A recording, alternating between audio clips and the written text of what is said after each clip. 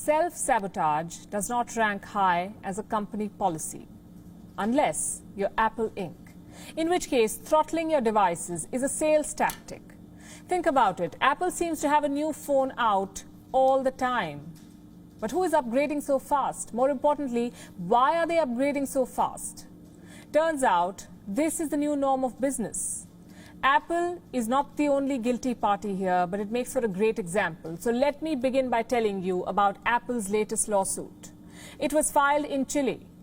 Apple has agreed to pay Chilean customers $3.4 million. What for? This is where the story gets interesting. Listen carefully. Apple programmed its phones to have a limited lifespan. The idea is to reduce durability so that phones slow down or conk off, and customers come back to buy new ones. Sounds shrewd, right? Well, it's also illegal. 150,000 users in Chile complained of underperformance. It was mostly reported in models 6 Plus and later. But how did Apple manage to sabotage its own phones?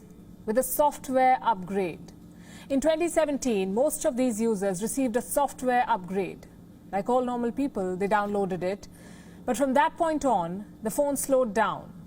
In the tech world, this is called planned obsolescence. And this is not a theory. Apple admitted to doing this in 2017. 30 American states sued Apple for slowing their phones.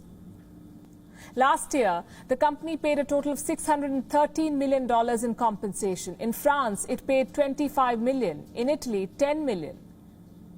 This isn't some software upgrade gone wrong. It's a planned strategy to make you, the customer, keep buying more. And these are not civil lawsuits. Planned obsolescence is a criminal charge, but companies continue to use it. In fact, they have perfected it. Look at the manufacturer's warranty on your products. It might say 1 year or 2 or 5 years based on what you're looking at. In reality, this is not the warranty period. This is the lifespan. Because the moment the warranty runs out, the product malfunctions.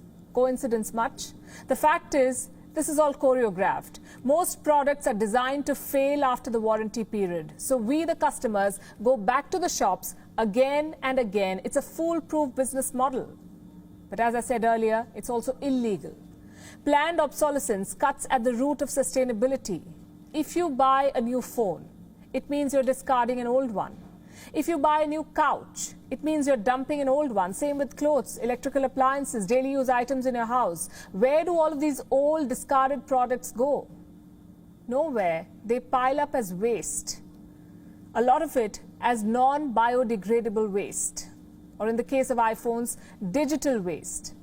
The strategy is employed across industries. In the world of fashion, it has been neatly packaged into what we call fast fashion, cheap clothes. Buy them, wear them, throw them.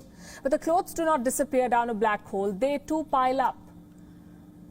The practice, as I said, is followed across the board. But the tech giants are hands down industry leaders in planned obsolescence. Not only do they sabotage their phones, they reserve the right to repair them as well.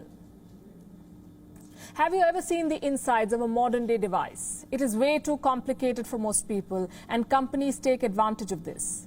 They alone know how to repair their devices. They alone have the parts needed for this repair. And this is where the right to repair movement comes in. It started in the United States, but it's slowly gaining currency all over the world. So what is this movement about? Time for another example. Suppose your phone's battery is fried. The circuit inside also needs fixing. You go to the licensed seller and they give you an estimate. And no surprises, it's more than half of your phone's price tag. Now imagine if the parts, tools and the know-how to fix your phone was readily available. Not just to the company, but also to independent repairmen. Imagine the amount of money you could have saved.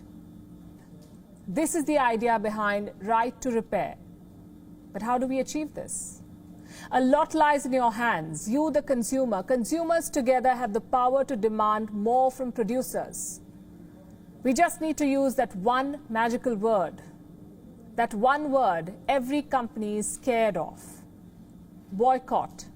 If we demand durability and right to repair from producers, they cannot resist for long. But don't get us wrong, we are not against upgrading, we are not against innovation either.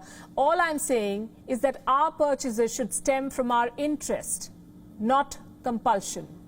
And in a fair and just world, that's not asking for much. WION is now available in your country. Download the app now and get all the news on the move.